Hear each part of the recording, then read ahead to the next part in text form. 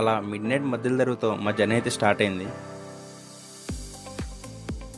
Course time గడిచే కొద్దీ ఒక్కొక్కళ్ళు చల్లబట్టడం మొదలెట్టారు.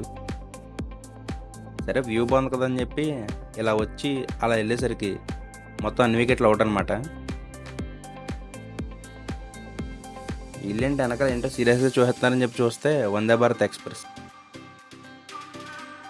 సరే వ్యూ బాగుంది కదని చెప్పి మనం కూడా కొన్ని స్టిల్ ఇస్తుంటే ఈలోపు వెనకాల నుంచి మాస్ ర్యాగింగ్ చేస్తున్నారన్నమాట. సరే ఎందుకు లేరా బాబు అని చెప్పి వచ్చేసాను. సరే ఏదో స్టాప్ ఉందని చెప్పి ట్రైన్ ఆఫ్ చేస్తే మా ఓడికి ఆ బుగ్గు చూడంగానే సలాలు గుర్తొచ్చినట్టుంది.